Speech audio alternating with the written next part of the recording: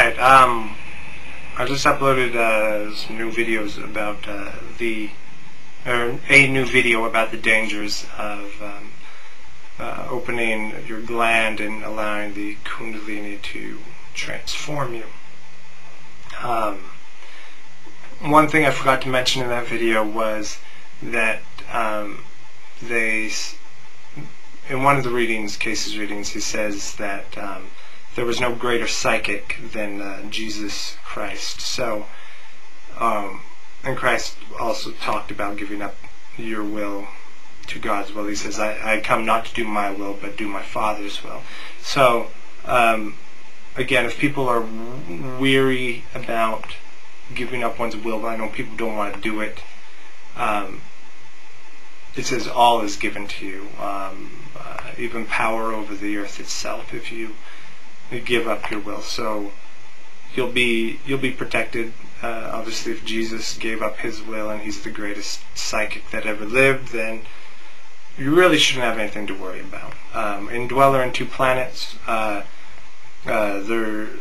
this lady is reciting a story, and she's talking about an emperor of Hindustan 10,000 years back, and this army came towards them, and he was a mystic too, and he just pointed at this army of like 10,000 people, and he's like, Father, do this thing for your servant.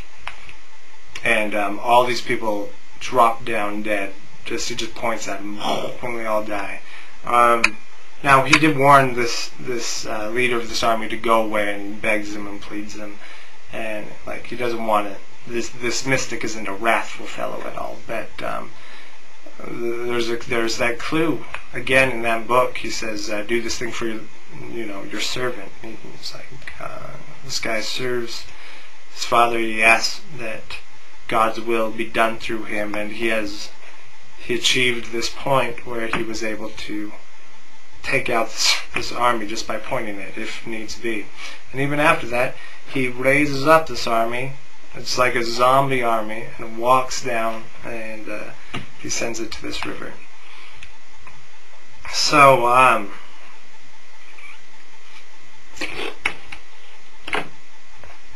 you will be protected, I guess is what I'm trying to say. Now, this video, I wanted to talk more specifically about the sort of symbolism in the Bible. I just wanted to throw a couple things out at you. The Masons, everyone knows, is this philanthropic, I don't even know how to say it. This group, they're into occultism and mysticism, and they also do good things for people, although there have been some very negative people. I think the guy who killed Abraham Lincoln was a Mason. Some of the founding fathers were Masons, and they had slaves. So there have been some bad people, but you can't criticize a whole organization.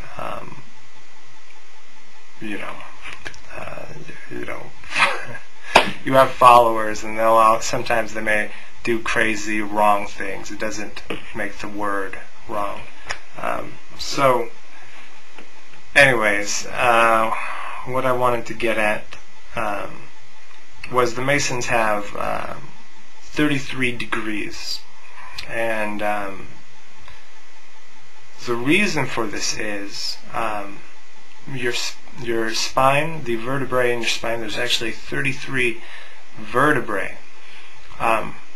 Now, if you look at the kundalini energy, it's supposed to go up your spine and illuminate these 7 spiritual centers. The kundalini energy, or this fire or serpent energy, has to go up the spine or climb up the spine, sort of like it's climbing a ladder. So, if you think at the top of the spine is where you become illuminated or enlightened, you've passed all 33 vertebrae, or you've gone past 33 degrees in Masonry. They all say Jesus was, he died at 33 years of age. Again, it's a reference point to him raising that kundalini energy up to his head. It also says he was crucified on Golgotha. Now, if you look up what that means, it actually means place of the skull. And so, in addition to maybe having a literal interpretation, it has its spiritual and metaphysical counterpart associated with your pineal gland in your head, or from the case readings, the pituitary gland. He said he switched them around in the readings, but he's talking about the same gland. Casey calls it the pituitary as the highest gland in the body, but it is the same gland as, if you look in Gray's anatomy, the pineal gland. It's the same. He switches it. He says he switches it. He doesn't explain why, but he says to understand what he's given, switch the terms from what modern science has listed as these glands. Okay, so they say Jesus was crucified on the mount. Again, crucifying himself was a big part of it. So he crucifies himself completely and attunes himself with God, also illuminating that pineal gland, which is in the skull, or place of the skull. He's crucified on Golgotha. That's something. That's an interesting point. To me, it's interesting. Anyways, in the Vatican, just north of St. Peter's Square, you have a giant bronze pine cone, which I believe it's sort of ambiguous when it comes to where this pine cone comes from, but they think it comes from a temple, an ancient Roman temple, and a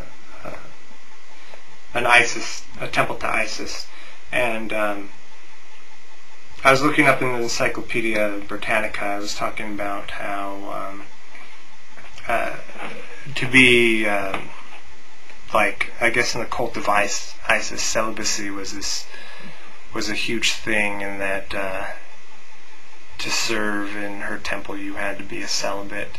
And now the weird thing about that is, if you check out the ontology of the word Pineal, it's of the pine cone because it resembles a pine cone.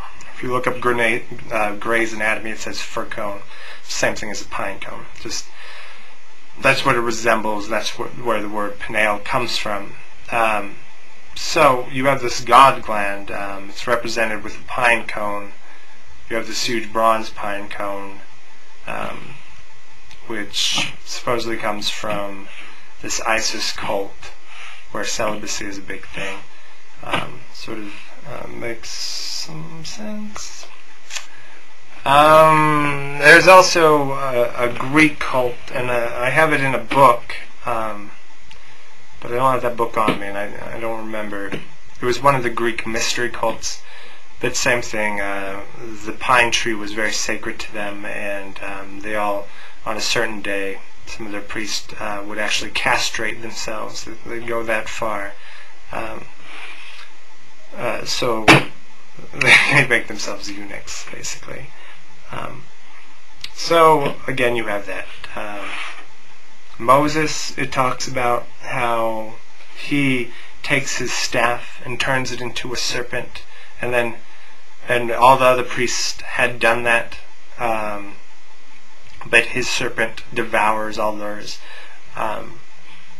Now, to me, what that is the spine is the staff, and he raised his serpent energy, the kundalini, and that's what that means.